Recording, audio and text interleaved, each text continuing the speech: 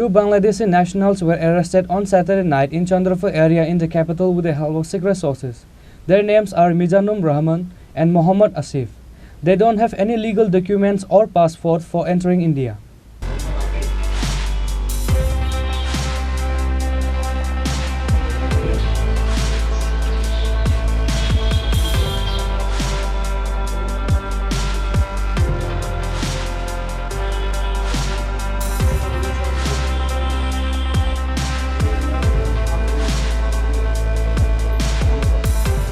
Once again, the Bangladeshi nationals are getting caught coming in Tripura, India illegally before the Puja festival.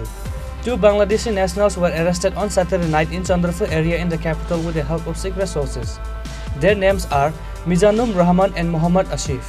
They don't have any legal documents or passport for entering India.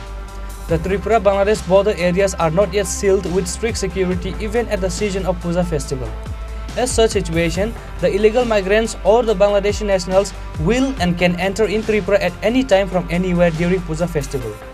East Agartala Usi Rana Chatterjee said there may be many other Bangladeshi nationals who have entered along with them. দুইজন বাংলাদেশি অনুপ্রবেশকারী মিজানুর রহমান আর মোহাম্মদ হাসিব তাদেরকে গতকালকে রাত্রেবেলা আমরা আমাদের ইন্টেলিজেন্সের মাধ্যমে আমরা খবর পেয়েছি যে ওরা আমাদের আগরতলা শহরে প্রবেশ করে ভিন রাজ্যে পাড়ি দেওয়ার জন্য বা আগরতলা শহরের আশেপাশে কোনো ধরনের ইয়ে করার জন্য ওরা এসেছে। ওদেরকে আমরা পাকড়াও করেছি এবং তাদেরকে আমরা অ্যারেস্ট করে স্পেসিফিক কেস নিয়ে আজকে তাদেরকে আমরা কোর্টে উপস্থিত করেছি।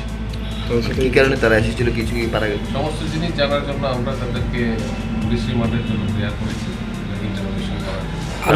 প্রাথমিক তদন্তে কোন দিকে এসেছে তারা, মানে কোন সাইডটা ইউজ করেছে আসার জন্য? এটা ইনভেস্টিগেশনের প্রক্রিয়াতে সব কিছু বের হয়ে আসবে। আরও কি আছে এরকম শহরে যেহেতু তাদের সঙ্গে তো তারা তো দুজন এসেছে, আরও তো থাকবে, তাদের মধ্যেও হেলথ কীভাবে এসেছে তার সাথে কিছু পাওয়া গেছে।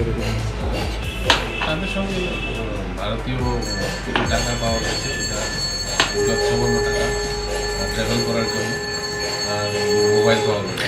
Police presented them to the court on Sunday. Now the police are investigating them on what purpose that they have come to India. Reported by Pranav from Agartala, Chini, Khorang.